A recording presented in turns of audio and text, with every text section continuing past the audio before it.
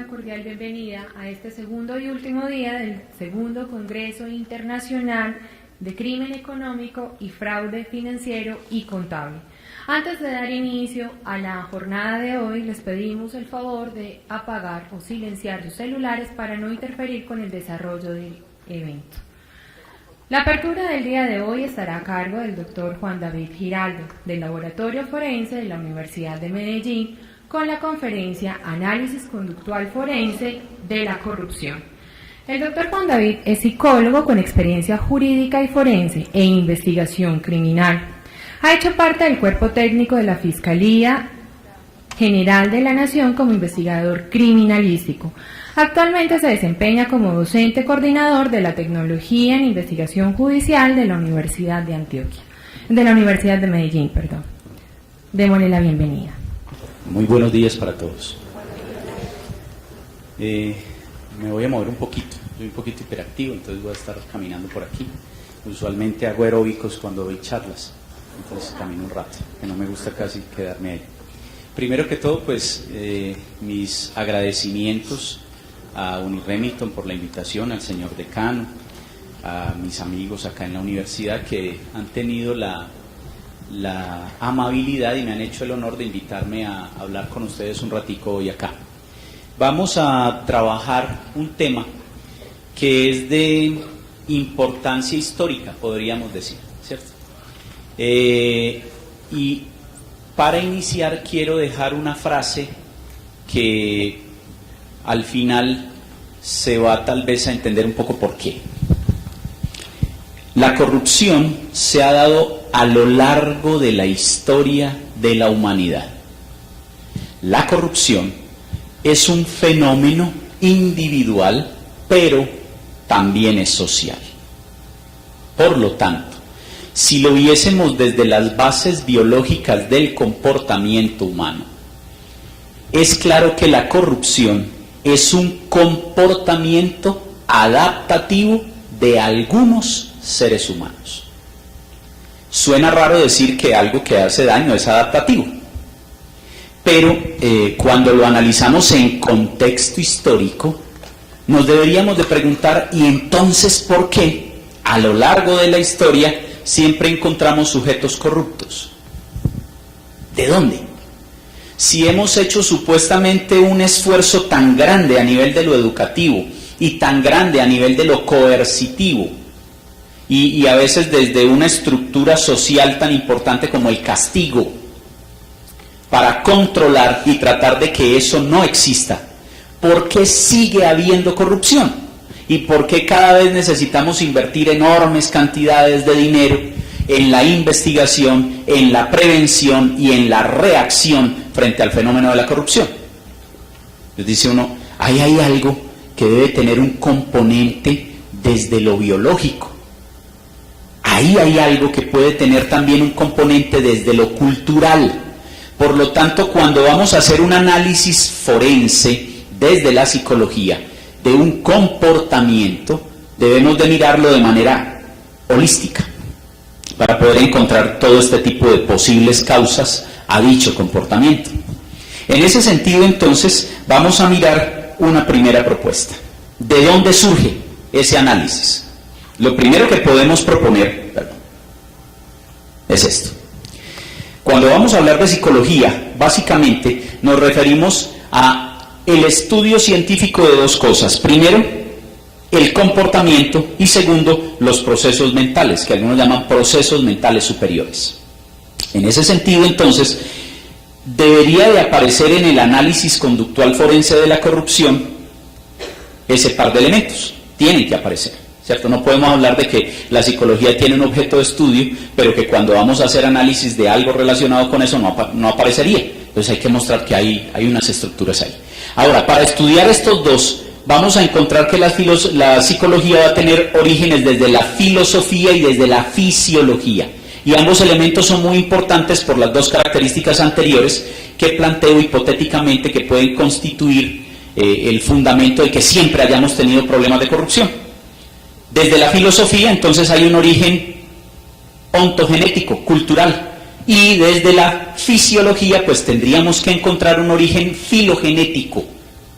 Por lo tanto, aquí en este punto, y esto va a ser uno de los elementos que pienso podrían ser un poquito aportantes dentro de la charla, hay que buscar un origen para ese comportamiento. Y ese comportamiento, si se produce externamente, debería de tener una base biológica, ¿cierto? Hay un apotema fundamental en las neurociencias que nos dice, si el comportamiento se produce, el tejido neural existe. Si yo puedo hablar como hablo, debería de tener en mi cerebro una serie de tejidos neurales que me permitieran hacerlo. Por ejemplo, debería de tener entonces el área de Broca, el área de Wernicke, el área de transducción, debería de tener un área motora, un área premotora. ¿Para qué? Para poder hablar. Pero aparte de eso, pues debería de tener una laringe, una faringe, una lengua, toda una cavidad estomatognática como la que tenemos los seres humanos para poder hablar. Eso diferencia específicamente a que un gorila no puede hablar y que un ser humano sí puede hablar, aunque tenemos elementos muy parecidos. Entonces, hemos tenido un estudio muy fuerte desde lo filosófico, pero no nos hemos metido a profundizar en las bases biológicas de ese comportamiento. Entonces, la fisiología, desde sus aplicaciones en psicología y actualmente en neurociencia, tiene mucho que aportarnos en esto. También encontramos que la psicología trae una serie de perspectivas. A nivel de sus perspectivas originarias vamos a encontrar el estructuralismo, el funcionalismo, la Gestalt, pero a nivel de las contemporáneas encontramos la biológica, la conductual, la psicodinámica, la cognitiva, la humanista, o sea que tiene una base desde lo filosófico, pero también desde lo biológico. Y vamos a encontrar que la psicología realiza algo que llamamos investigación científica. Para el estudio de la corrupción es muy importante hacer la investigación de casos específicos. ¿Por qué? Porque si la corrupción tiene un componente cultural, no se presenta de la misma forma en todas las culturas. Quiere decir, es un comportamiento que se acomoda al tipo de cultura donde el sujeto que emite ese comportamiento está inserto. Por lo tanto, no es lo mismo la corrupción aquí que en los Estados Unidos. No es lo mismo el comportamiento de un corrupto en África al comportamiento de un corrupto en Europa. Hay estructuras culturales, estructuras del lenguaje, de la semiótica, hay estructuras de comportamientos específicos que significan cosas dentro de grupos específicos. Entonces la detección, por ejemplo, de la corrupción no es igual aquí que en otra parte. Aquí a alguien le dice, ¿cómo es la frase? El CBY, y usted ya sabe que le están hablando de cómo voy yo, ¿cierto? Esos son esos lenguajes con los cuales vehiculizamos ese tipo de comportamiento. Pero si usted va a hablar del CBY en Chile, van a pensar que de pronto es algún estilo económico de privatizar esa vaina. Entonces van a decir, ¿qué es eso? ¿Ya? No van a entender. Por lo tanto, es un elemento fundamental lo cultural. Pero si encontramos que en diferentes culturas los seres humanos se comportan como corruptos, eso nos está señalando que es muy posible que haya unas bases biológicas para ese comportamiento. Por ejemplo, en todas las culturas los seres humanos nos enamoramos. Tenemos unas formas de cortejo, ¿sí o no? Bien. Pero no en todas las culturas nos enamoramos igual. El cortejo es diferente, culturalmente. Lo que pasa es que si analizamos qué hay en nuestro cerebro que nos permita enamorarnos, vamos a encontrar que independientemente de la cultura, todos tenemos las mismas bases neurales para ese comportamiento. Y hacia allá es a donde nos tratamos de enfocar con el estudio de la corrupción. Y tal vez eso sea uno de los primeros aportes que vamos a tener a nivel entrando a mediados de este siglo, de poder prevenir efectivamente la corrupción. Entonces esto va teniendo unas dimensiones interesantes. Además de ello, entonces, encontramos que se pueden hacer encuestas, estudios experimentales, estudios correlacionales, podemos hablar de observación naturalística, así como cuando uno observa a un corrupto en acción, ¿cierto? Lo que muchas veces le pasa a algún ciudadano cuando va en un vehículo y mira a un lado y ve que alguien está recibiendo un dinero o está otro sujeto entregando un dinero para que no le coloquen una multa. Ese es un acto de corrupción, ¿ya? Y es observación naturalista, ¿cierto? Usted lo está viendo in situ, en el momento, cómo se produce.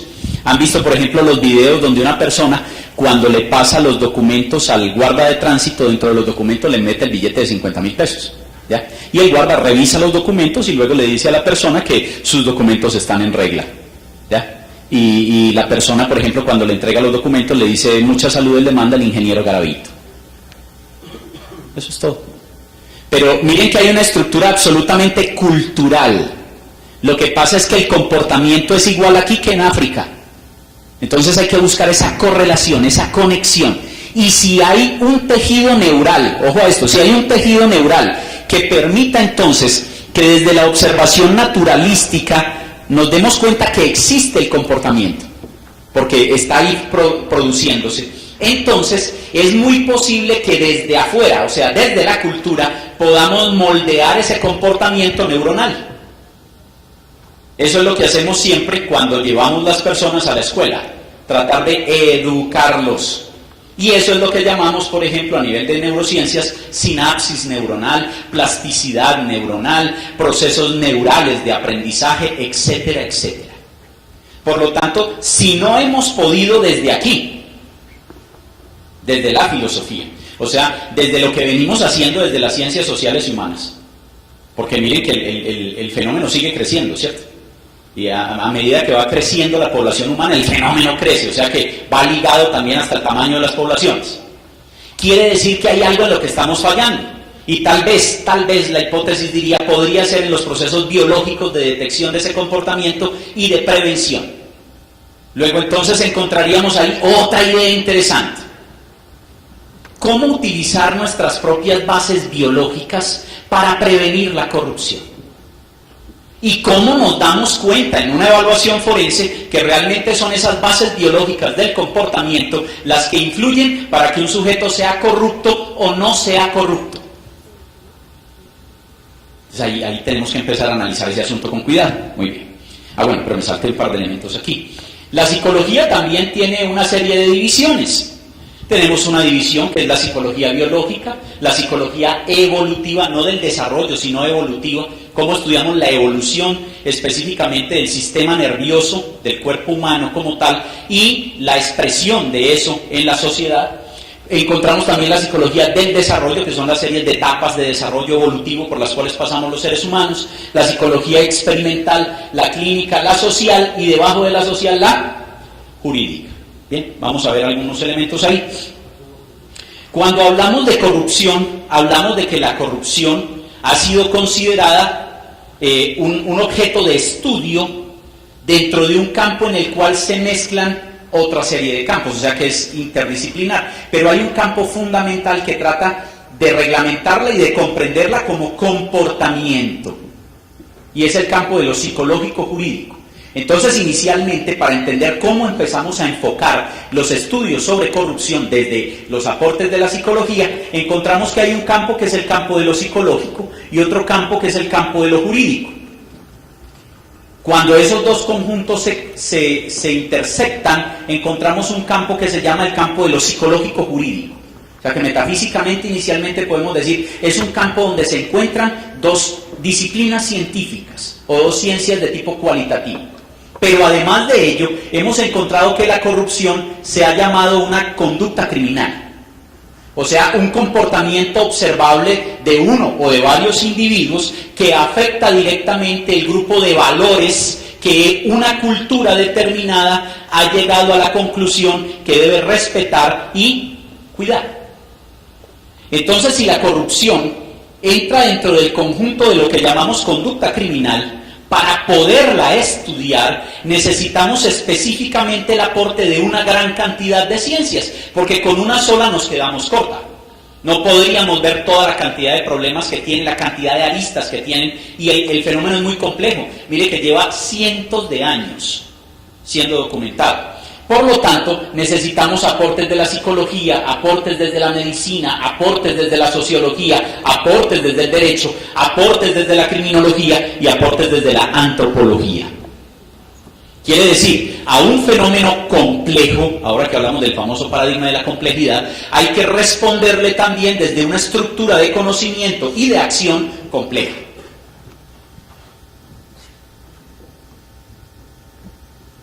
Bien. Esto nos llevaría a una primera idea. La corrupción es reconocida como ¿qué? Comportamiento criminal. Comportamiento. Dentro del objeto de estudio de la psicología está ¿qué? La conducta, ¿cierto? La conducta es el comportamiento observable de un individuo, inclusive el individuo humano, ¿cierto? Muy bien. Y dentro de esa expresión, que puede ser un poco corta y limitada de lo que es la conducta como tal o el comportamiento humano, podríamos hablar de que hay comportamiento observable, que es conducta, pero también hay comportamiento no observable, que es conducta. Me explico un poquito. A ver, voy a tomar aquí como conejillo de indias a nuestro compañero. Pido que por favor nos acompañes aquí un momentito. ¿Cómo se llama? Diego. Diego nos va a ayudar un momento acá con esto. Diego, buenos días. Diego, 2 por 2, 4. ¿Observaron eso? ¿Qué observaron ustedes? Eso. Y fue fácil, ¿sí o no? Sencillo. Ahora, ¿están observando todo lo otro que ocurre en la conducta de Diego? O sea, todo lo que nos expresa. ¿Ya? Este señor, ¿por qué me sacó aquí? Qué cosa tan incómoda, este tipo es un pesado, me puso aquí delante de toda la acción. Eso es. ¿Ya? Entonces, todo el cuerpo de Diego nos dice algo, pero la conducta inicialmente que pudimos percibir fue cuando él dijo 4. Muy bien, gracias Diego, no lo torturo más. El asunto es el siguiente. ¿Ustedes pudieron observar los procesos mentales superiores de Diego? No, es muy difícil, ¿cierto? ¿Por qué? Porque cuando yo le dije a él 2 por 2, ¿cuál fue el proceso mental superior que él utilizó? Algo que los griegos llaman cálculos, calcular. Era que contar con guijarros, con piedras. Lo que pasa es que Diego es un cerebro bastante evolucionado, pasó por el colegio, o sea, por la educación, y sabe fácilmente que 2 por 2 es igual a 4, pero el teorema, por ejemplo, de demostrar por qué 2 por 2 es igual a 4, pues no es tan fácil. Su cerebro lo hace de una forma rapidísima, ¿cierto? Calcula inmediatamente. Dentro de su cerebro hubo una conducta, un comportamiento que le permite a él emitir la respuesta 4. Muy bien. Ojo que este comportamiento es muy complejo. Una cosa es lo observable, pero otra cosa es todo lo que está pasando por dentro. Y eso es fundamental cuando queremos detectar o valorar la corrupción. Porque vas a encontrar sujetos que externamente en su comportamiento son todos unos gentlemen. Y usted los ve y usted dice, no, o sea, es la expresión externa de los valores de la cultura. El problema es que la procesión va por dentro. ¿Sí o no? Eso. ¿Y cómo hacemos para detectar eso que va por dentro? ¿Cómo hacemos para darnos cuenta, o sea, hacer conciencia de lo que le está pasando por dentro y prevenir si ese sujeto puede ser corrupto o no? O sea que estamos hablando ya, cuando yo trato de usar la palabra prevenir, estoy hablando ya de un campo que tiene que ver con la predictibilidad del comportamiento. Por lo tanto, ahí ya nos metimos en la matemática de los grandes números, la ley de la probabilidad matemática, ¿cierto? El límite de la frecuencia relativa de un suceso es igual a la probabilidad de dicho suceso. Y yo trato de medir la probabilidad de que este sujeto sea ¿qué? Corrupto o no sea corrupto. Porque ese sujeto de pronto va a ser uno de los que va a manejar los dineros del Estado. Entonces dice uno, ¿cómo hacemos para evaluar un tipo cuando lo vamos a llevar a ser alcalde, contralor o el que paga los dineros por contratación, etcétera, y saber que no es un corrupto? Entonces, claro, nos podríamos meter en una enorme cantidad de procesos de un área de la psicología que se llama psicometría. Pero el asunto no es ese. El asunto es que hay un componente muy humano, que a veces cosificamos, pero que se podría intervenir eficientemente para combatir el problema de la corrupción. Y a eso es a lo que realmente trato de enfocarme. Por eso hablo de comportamiento. Bien. La corrupción, claro, no me voy a meter a hablarles mucho de corrupción. Yo sé que aquí hay expertos sobre la corrupción. Simplemente voy a tomar algunos elementos.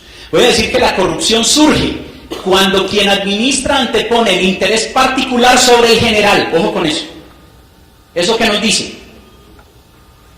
El egoísmo. ¿Sí o no? El egoísmo puede estar por dentro. O sea, ¿se puede pensar o no se puede pensar? Sí. Pero el egoísmo se puede ver por fuera. También. Lo que pasa es que se puede disimular. Para mí uno de los fenómenos más interesantes frente a esa disimulación, ¿ya? O la simulación, esos elementos son fundamentales en psicología forense, poder detectar la simulación, la disimulación, la amplificación y la mendacidad. Eso es clave. Y hay un fenómeno social muy interesante que ocurre ahora, que es la sonrisa del Facebook. Claro. Como psicólogo tengo pacientes, por ejemplo, que tienen problemas graves en la parte clínica, pero si tú miras su foto del WhatsApp o la sonrisa en el Facebook, están así. ¿Ya? Es una sonrisa que expresa algo de ¿qué? De dientes para afuera, eso, pero lo que les decía, la procesión va por dentro, eso es. Y entonces eso se vuelve un problema social, un fenómeno social, ¿cierto? Todo el mundo tiene, por decir algo, una sonrisa del Facebook. Pero ya no es tan fácil detectar la sonrisa que espontánea. Y veo que es más fácil para los que estamos más viejitos detectar la sonrisa no espontánea que para los jóvenes, porque ya traen un aprendizaje de una sonrisa estándar que empiezan a asimilar como la sonrisa. Pero los que nos criamos sin Facebook vemos una sonrisa de ese tipo y decimos, esa sonrisa no es la natural. Le falta expresión. Eso es. ¿Ya? Miren los elementos que van saliendo aquí. Es una cosa que relaciona lo social con lo interno, individual. Bien. La corrupción surge por crisis de valores que afectan lo individual y lo social. El asunto es, ¿los valores son cosas internas o externas? ¿Qué materia constituye un valor? Y si son una cosa interna, ¿por qué hay que ponerlos externamente? Ahora, si son externos al hombre, entonces ¿cómo los aprende? Ahora, ¿los valores provienen de los dioses o provienen de nosotros mismos? Porque recuerden la premisa que les di de las neurociencias ahorita. Si el sujeto se comporta, es porque el tejido neural existe dentro del sujeto. Y empiezan unos cuestionamientos interesantes, ¿cierto? Ahí tocamos el paradigma de las creencias de Dios, ya todo el mundo empezó a ponerse en serio. Este tipo está tocando unas cosas muy raras ahí, ¿cierto? Se nos metió en lo trascendental. Pero es que hay que tocar todo eso porque es que la corrupción puede ser un fenómeno trascendental para nosotros como seres humanos. Además de ello, entonces, podemos hablar de que la corrupción, y esto me parece muy importante que lo tengamos en cuenta, es un crimen de cálculo. Quiere decir que la corrupción es un comportamiento absolutamente racional. Y para hablar de que la corrupción es un crimen de cálculo, entonces deberíamos de estudiar la teoría económica del derecho y la teoría económica del delito, donde el criminal es un sujeto que se convierte en un dinamizador de la cultura y un dinamizador de la economía. O sea, es que no todos los criminales son el asesino malvado que nos presentan las películas baratas hollywoodenses. Es que hay sujetos calculadores. Y no es lo mismo el que sale en una esquina con una navaja a pedirte la billetera a un sujeto que necesita 10, 15 años de entrenamiento en universidad para poder cometer un crimen de cálculo. ¿Sí o no? Entonces nos estamos enfrentando a un perfil complicado. No es lo mismo el perfil del corrupto que te recibe 50,000 pesos para no imponerte una multa de tránsito. Hay corrupto que se roba 50,000 millones de pesos debido a transacciones financieras, y por allí pellizcamos un poquito, y por aquí salió una comisión, y por allí resulta que se perdió el dinero. O sea, eso necesita un sujeto que sepa manejar esas cifras, un sujeto que sepa el funcionamiento del Estado, un sujeto que sepa de matemáticas financieras. ¿Sí o no? Entonces necesitamos un sujeto que tenga unos procesos mentales superiores muy ¿qué?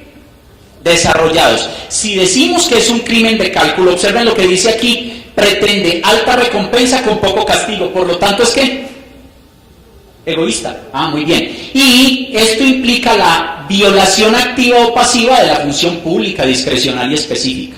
Además, la corrupción entonces tiene tipologías: pública, privada, individual, grupal, política, que tiene que ver con abuso de funciones, comisiones, evasión, fraude, cohecho, nepotismo, ¿ya? Pero miren que todas estas son conductas observables, que implican procesos mentales, y además de ello entonces está contemplada en el Código Penal y en el Estatuto Anticorrupción. Quiere decir que tiene el estatus de ser reconocida como conducta criminal. O sea que el fenómeno es complejo y tiene una gran cantidad de aristas. Vamos metiendo. La psicología forense, o sea, ¿cuál es la herramienta que utilizamos para enfrentar eso?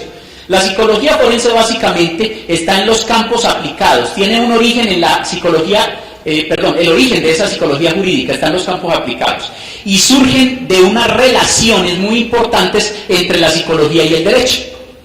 Pero tiene dos paticas, una psicología de lo social, que es muy importante y que realmente fue el primer tipo de psicología relacionado con lo jurídico, históricamente, cuando hacemos historia de la psicología como tal, y esa va a estudiar los orígenes sociales y psicológicos del derecho, los fundamentos psicológicos del derecho, la relación entre eficacia simbólica y regulación, para no ponerlo así en esas palabras. Por ejemplo, pregunta de investigación: ¿qué eficacia simbólica tiene la prohibición de matar? A usted le aparecen textos religiosos, en códigos penales, en una cantidad, no matarás, ¿y seguimos matando o no? Sí, eso es. O sea, ¿cuál es la eficacia simbólica? Retomando lo que nos decía aquí la dama hace un momento, de que los valores pueden ser internos o externos, de la prohibición de matar. ¿Por qué para algunos sujetos, por el mero hecho de prohibirles matar, ese sujeto no mata? Pero ¿por qué para otros sujetos la prohibición como tal, simbólica, no tiene efecto? ¿Por qué para algunos sujetos decirles no te robes la plata del grupo, de la sociedad, tiene un efecto impresionante? Dicen, eso llega a tener casi que el nivel de algo sagrado. ¿Y por qué para otros sujetos esa es la caja menor? No, sí, uno mire y dice, para este desgraciado esto es como la caja menor. Y otros dicen, no, eso tiene que tener un cuidado especial. ¿Por qué? Ahí es donde nos empezamos a meter en esa diferencia. Entonces, ¿cuál es la relación simbólica entre prohibir y regulación? Y diría yo, no solo regulación social, sino autorregulación. Porque lo más importante a nivel de ética, con esa definición sencilla de que es hacer lo que uno tiene que hacer en el momento que debe hacerlo, bien hecho, así no lo estén observando o vigilando, es fundamental entonces aquí la autorregulación. Ese es un tema de psicología jurídica. Ahora, estudiamos la relación entre influencia y obediencia. ¿Cómo se influye para que un sujeto obedezca? ¿Y por qué un sujeto obedece? Y aquel que obedece, ¿por qué puede ser rebelde? ¿Cierto? El mito de Sísifo, el viejo mito griego. Y además, las relaciones entre grupo y normas. Pero de acá entonces vamos a decir que es una psicología del derecho, no del derecho. Y que propone un análisis teórico-práctico.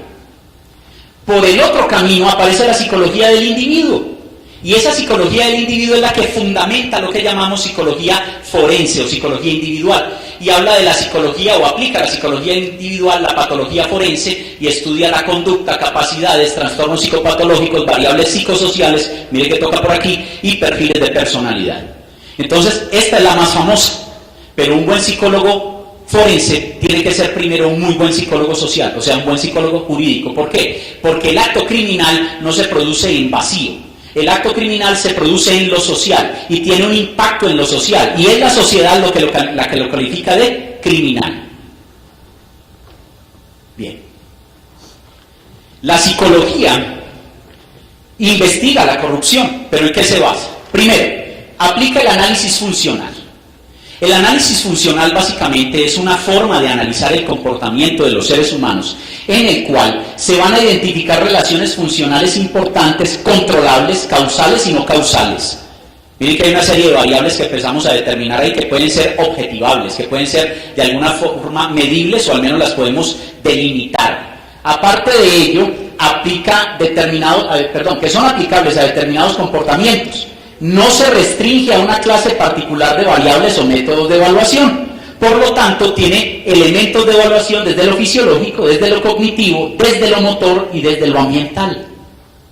Y si analizamos el comportamiento de la corrupción, entonces deberíamos de encontrar elementos fisiológicos para la corrupción, elementos cognitivos en el proceso de ser corrupto, elementos motores, la acción como tal, cómo la ejecuta. Lo que les decía, es un crimen de cálculo. O sea, eso es una acción fina, ¿ya? Y elementos ambientales que favorezcan o prevengan que se dé el fenómeno. Ya se me acabó el tiempo. Bien. La evaluación conductual. Entonces nos dice que es un tipo de evaluación que hace un acercamiento conceptual y metodológico a la evaluación psicológica, pero enfatizando en la medición precisa de problemas y la inferencia de juicios forenses, en este caso, válidos, basándose en esas mediciones. El análisis de conducta incluye 3 elementos: diagnóstico formal del problema, identificación y especificación de los problemas, puntos fuertes y metas de tratamiento, especificación de los sucesos y circunstancias ambientales. Pero yo quiero llevarlos a algo, que yo sé que esto se los dan en las memorias. Debido a nuestra tradición filosófica, hemos pensado que los seres humanos tenemos como 2 personas en una.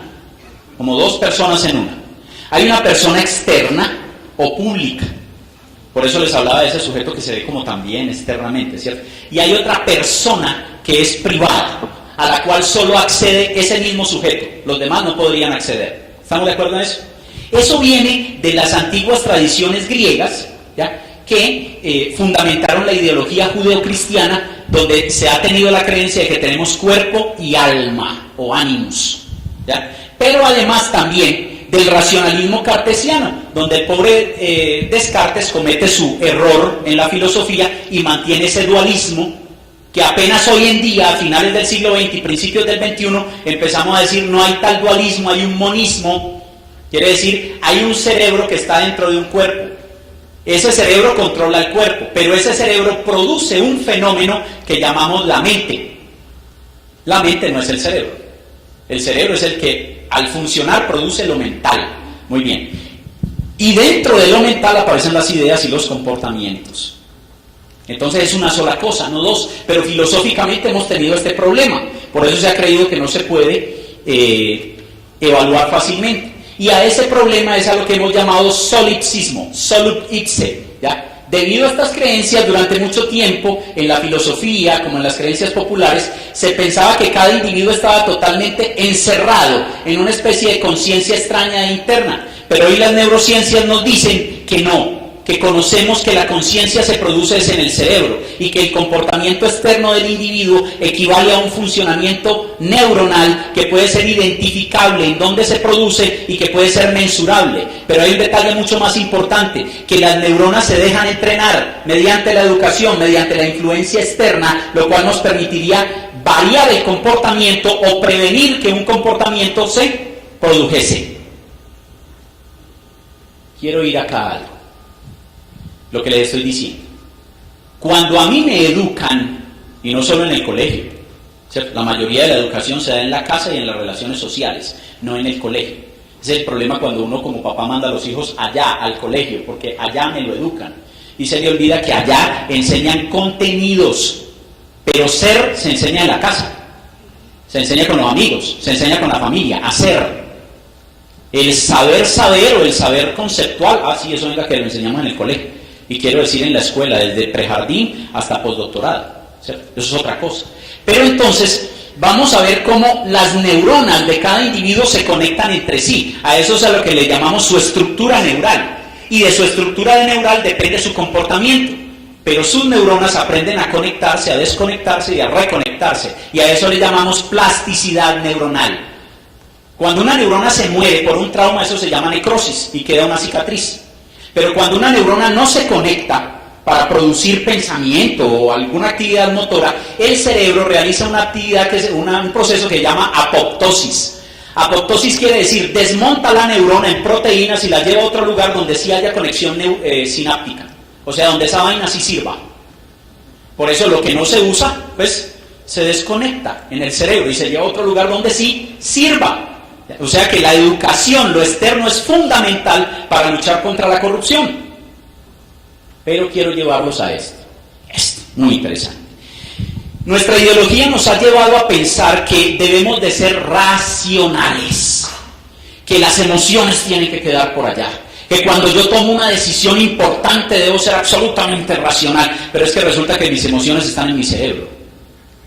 Luego, si yo tomo decisiones única y exclusivamente basado en la razón, yo mismo estoy escindiéndome, o sea, me estoy volviendo un esquizoide. Tengo que tener en cuenta mis emociones, lo que siento. Por ejemplo, como cuando le toca a uno orientar a alguien para que escoja carrera, uno le dice, ¿qué te gusta? O sea, ¿qué le está diciendo? ¿Qué te emociona? ¿Qué te hace vibrar? Y a partir de ahí le dices, entonces te matas estudiando esa vaina y vas a ser feliz, aparentemente. Claro, ¿sí o no? Eso es. Pero no podemos dejar de lado la emoción, porque si dejamos de lado la emoción, entonces puede aparecer un sujeto que basado solo en lograr dinero, muy racionalmente ponga de lado sus emociones y nos robe toda la plata. ¿Sí o no? Eso puede pasar.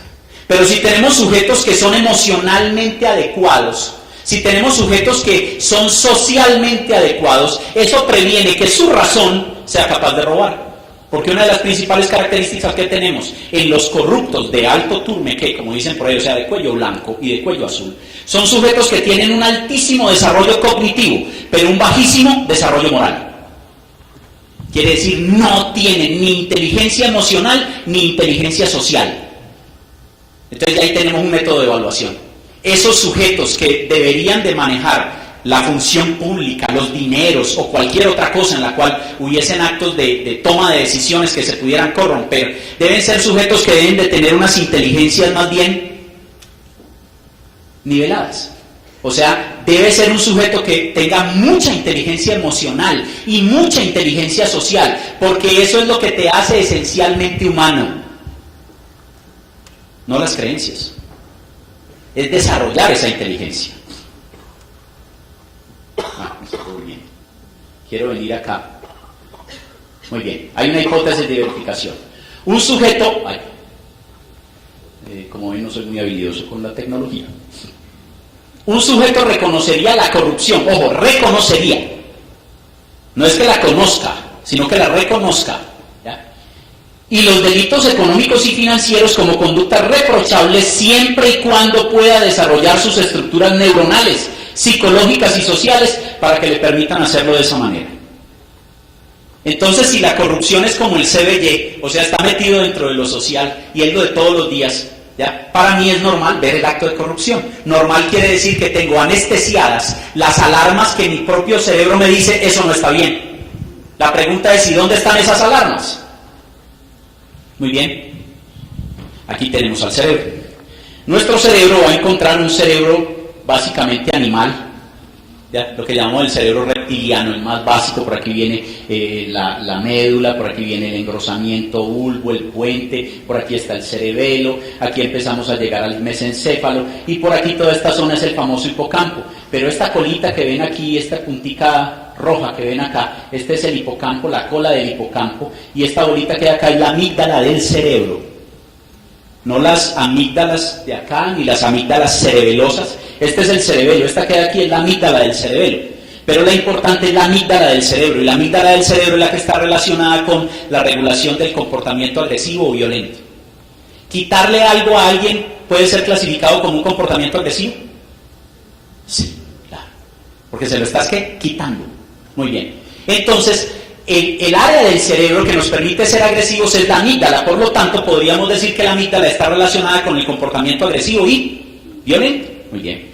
Pero entonces, desde la neurociencia encontramos que hay un par de teorías fundamentales. Una teoría se llama la teoría de las neuronas espejo y otra teoría se llama la teoría de las otras mentes.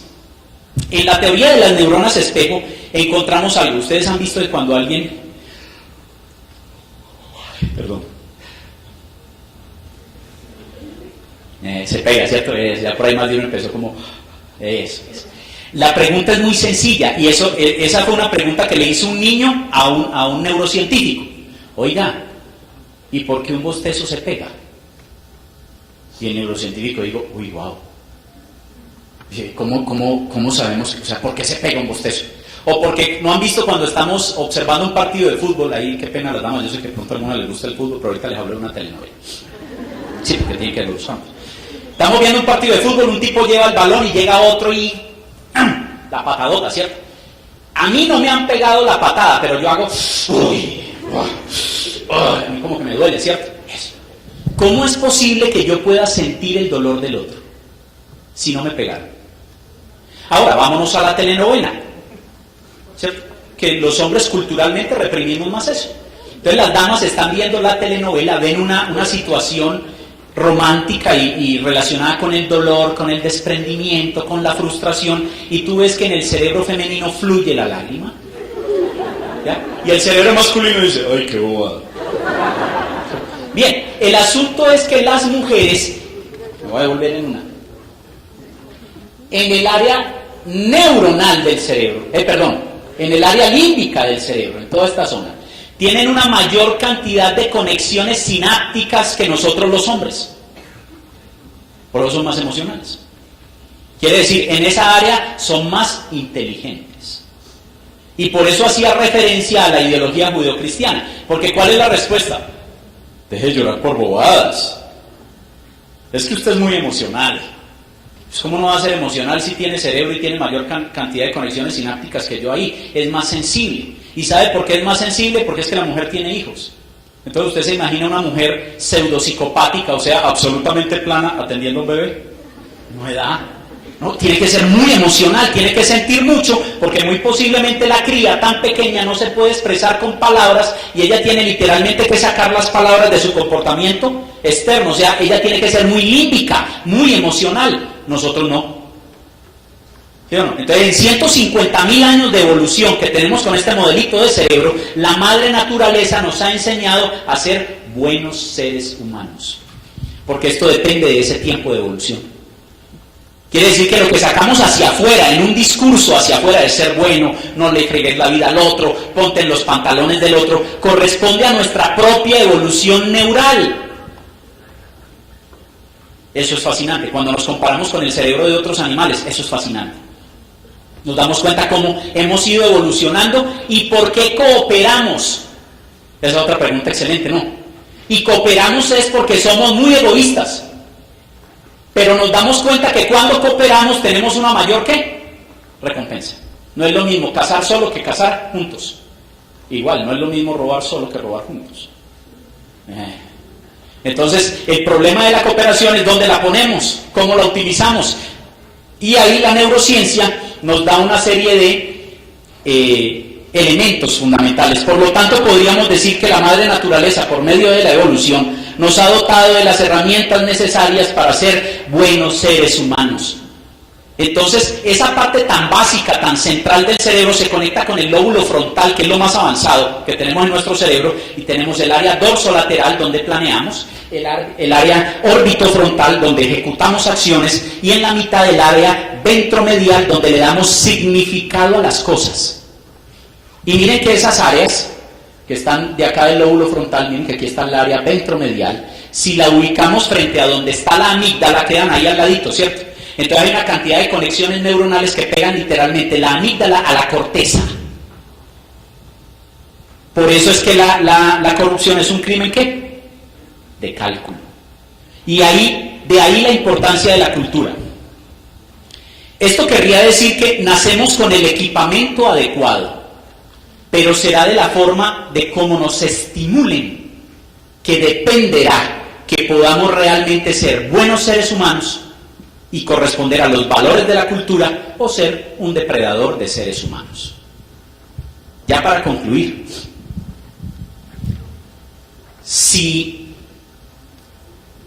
desde la educación fortalecemos el desarrollo de la inteligencia emocional, la capacidad de ponerme en los zapatos del otro, lo que desde la neurociencia social llamamos la teoría de las otras mentes. Si desde la educación desarrollamos la inteligencia social y desarrollamos la inteligencia emocional, quiere decir la capacidad de identificar y procesar adecuadamente mis emociones y de leer y ayudar a relacionar y a procesar las emociones del otro, podríamos estar hablando de una ética que previene que los sujetos sean corruptos y sean violentos. Y hacia eso nos enfrentamos ahora en nuestro país. El asunto de este cuento que venimos ahora hablando a lo que nos vamos a enfrentar del posconflicto, es que llevamos muchos años acostumbrados a la violencia. Muchos. Por lo tanto, tenemos cerebros que modulan diferente. Nos hemos conectado diferente. Por eso, que se muera un niño de hambre en la costa no nos afecta mucho. pero se murió un niño, un ser humano, y de hambre. ¿Qué es lo que pasa? Como la corrupción es un crimen de cálculo, les haría una pregunta. Si yo golpeo a alguien y estoy cerca de esa persona mirándolo a los ojos, ¿existiría la posibilidad de que al golpearlo eso me afectara a mí? ¿Sí o no? Sí. ¿Por qué? Bien, el otro me puede devolver el golpe. ¿Por qué más? ¿Cómo? No dar bien el golpe. ¿Cómo? ¿Quién dijo? Veo el daño. Gracias. El hombre tiene gafas y vio el daño.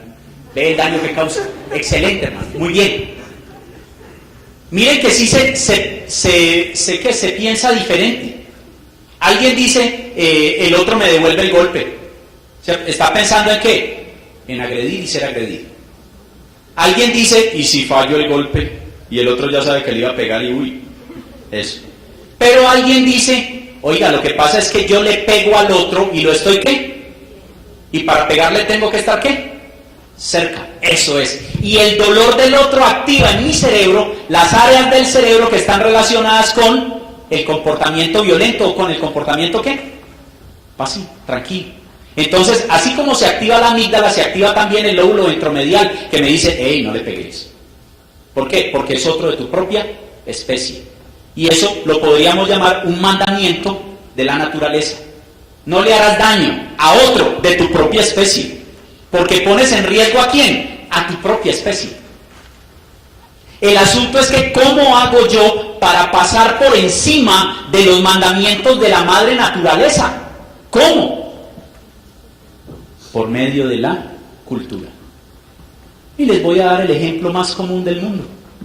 Una sociedad admirada por su filosofía, admirada por sus conocimientos en ingeniería, admirada históricamente por su desarrollo, y cometió uno de los holocaustos más grandes de la historia, ¿cierto?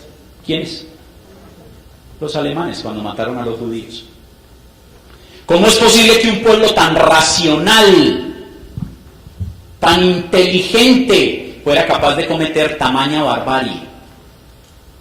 ¿Cómo es posible que un pueblo que ha sido calificado el más feliz del mundo, el más cheverongo, haya sido capaz de matarse durante 50 años?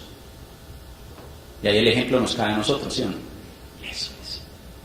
Y es que para pasar por encima de los mandamientos de la madre naturaleza, tengo que convencerme a mí mismo, por medio de mi parte racional, de que eso no es así. Ese es el problema de negar la emoción, la racionalidad, la racionalidad, no la racionalidad. Hay que ser racional y ser razonable. Pero no nos podemos quedar solo en la razón, porque los criminales corruptos son sujetos altamente racionales. La pregunta es la siguiente: ¿un corrupto puede ver a su víctima? No, porque el corrupto se roba un dinero aquí, pero el corrupto puede ver el viejito que no tiene dinero para pagar la salud, o puede ver el hospital que no tiene ni siquiera suero, o puede ver la carretera que nunca se construyó para sacar las cosas de allá y que la gente pudiera progresar, o puede ver la escuela y los niños que no van a la escuela, o puede ver el viejito que muere de hambre en el asilo, o puede ver el niño por ahí en la costa que se muere de hambre. ¿El corrupto lo puede hacer? No, no lo ve. El corrupto está de lejos. El corrupto ve una cifra, por eso dice, yo me robé una platica. ¿Cierto? Por lo tanto, uno de los factores más importantes para prevenir la corrupción y que debería estar contemplado dentro del castigo de los corruptos es que vayan al lugar y frente a las personas que han afectado con su conducta corrupta y los tengan que ver y tengan que hablar con ellos, porque al verlos y hablar con ellos se van a activar las áreas corticales y subcorticales que la madre naturaleza nos ha dotado para prevenir que seamos tan desgraciados. Entonces la neurociencia, la psicología, tiene algo que decirnos sobre la corrupción. Y tal vez es un campo de investigación que estamos empezando a desarrollar, pero que nos permitiría hacer algo interesante. ¿Se puede detectar un corrupto? Sí. ¿Pero saben cuál es la tarea? Se puede prevenir el corrupto. Esa realmente es la tarea. Modular nuestro cerebro para ser buenos seres humanos. Muchas gracias por su tiempo y por habernos escuchado.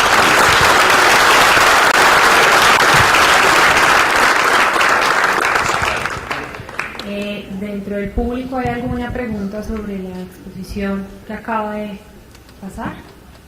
Buenos días. Muy buenos días. Yo tengo una pregunta. ¿Es posible que nosotros podamos desde la escuelita empezar a prevenir la corrupción con un niño, póngale de párvulos, caminadores? O sea, ¿es posible uno programar, digamos, pues entre comillas, a un niño, o sea, desde pequeñitos, para que sea una persona no corrupta, para que sea una persona totalmente honesta? Sí.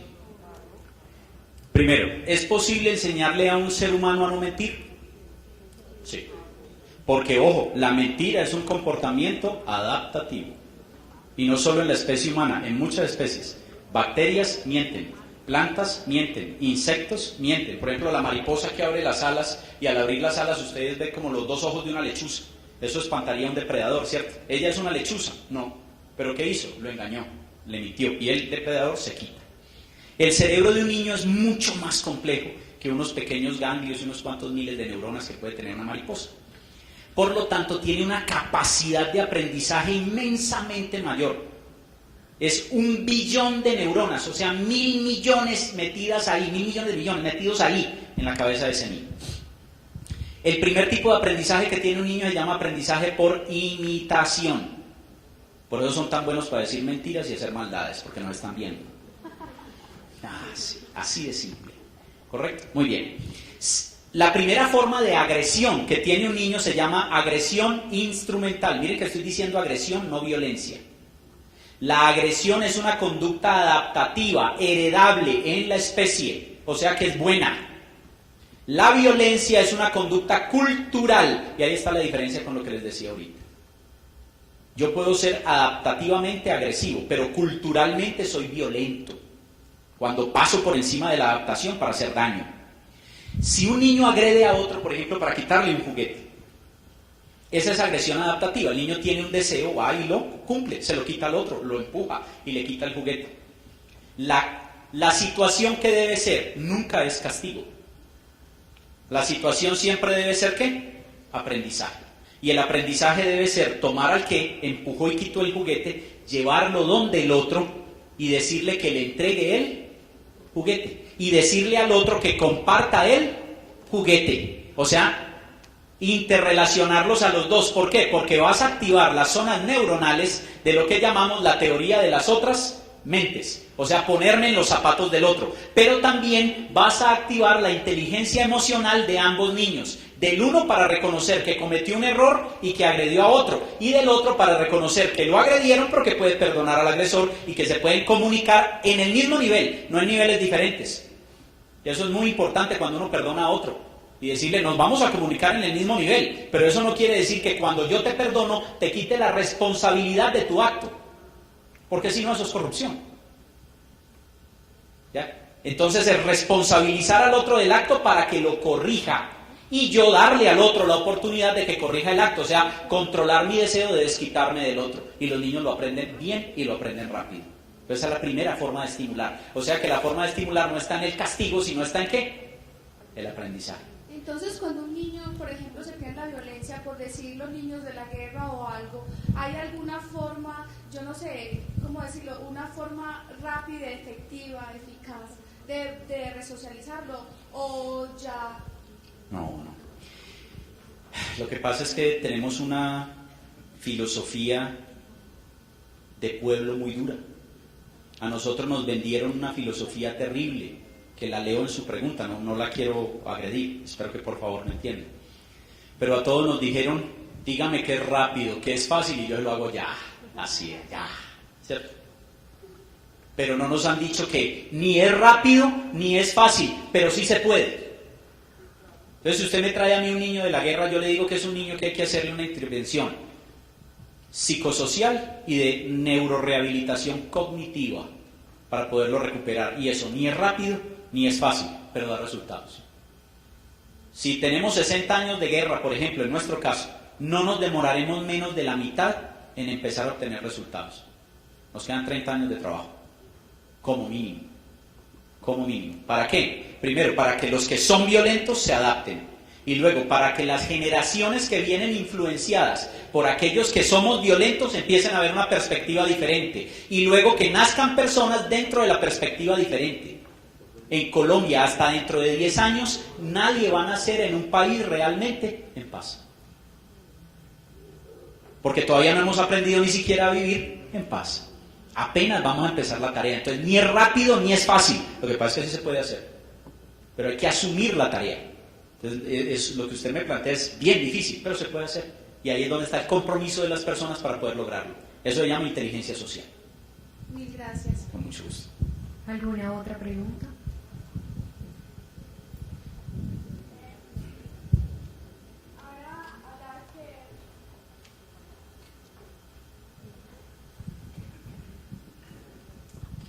Buenos días. Muy buenos días. Ahorita hablabas que hay algo genético que nos lleva de pronto a ser como malas personas, por así decirlo, y la parte pues de lo emocional y de la educación que nos pueden enseñar en la casa, que es algo muy importante. Digamos que una persona genéticamente viene como con genes de mala persona, entre comillas. ¿Qué tanto pesa esa genética en lo que esa persona va a hacer a futuro? O sea, ¿cómo puede uno decir que por más que se eduque va a ser buena o mala persona? Bien, ese es el viejo paradigma de que si el hombre nace bueno y la sociedad lo corrompe, eso es. Tenemos un cerebro, eso es lo que sabemos ahora. Lo que hemos aprendido del cerebro en esta primera parte del siglo XXI es inmenso a comparación de lo que sabíamos del cerebro hasta antes de los años 90 del siglo pasado. O sea, es una cosa impresionante. No habíamos conocido tanto del cerebro humano en los últimos 5.000 años como hemos conocido en los últimos 20 años. Apenas estamos conociendo el cerebro. No obstante eso, una persona que sea, por ejemplo, hijo de dos sujetos violentos, nace con un cerebro. El asunto es que bioquímicamente, si por ejemplo yo soy un hombre violento, puedo generar una serie de cantidades de hormonas y neurotransmisores que me permiten comportarme violentamente. Eso quiere decir que esa carga, ¿ya?, que es una carga genética, puede pasar a mis hijos. Y mis hijos pueden ser más sensibles al efecto, por ejemplo, del cortisol, los corticosteroides, la adrenalina, la noradrenalina en su comportamiento, que al efecto de otras sustancias como, por ejemplo, la oxitocina, que es la que nos deja así casi que en modo hippie siempre, ¿ya?, y la serotonina. Entonces puede haber cerebros más sensibles genéticamente a los neurotransmisores y neuromoduladores asociados al comportamiento violento y cerebros más sensibles a los neuromoduladores asociados al comportamiento tranquilo y apacible. ¿Ya? Pero hay un factor diferencial y eso es lo que hemos producido los seres humanos y se llama ¿cómo? Cultura. Entonces, si usted saca a un niño que traiga una carga de ese tipo biológicamente, en un ambiente que patrocine, que propicie, que estimule el comportamiento adecuado, aunque ese niño puede tener una carga genética que lo lleve a ser agresivo o violento, puede aprender a modular su conducta y aprender a ser un buen sujeto, porque se tiene que adaptar al entorno en el cual vive. Y nosotros esencialmente tenemos cerebro mamífero, cerebro gregario, estamos en grupo y somos seres sociales y construimos personalidad en el grupo, no individualmente. Entonces sí se podría modular, pero también podría haber fracasos, ¿no? Recuerden que estamos hablando de una probabilidad. ¿Alguien más? Siendo así, llamamos al doctor Jorge Alcides Quintero, decano de la Facultad de Ciencias Contables de UNI Remington, para que haga entrega de un reconocimiento a nuestro conferencista.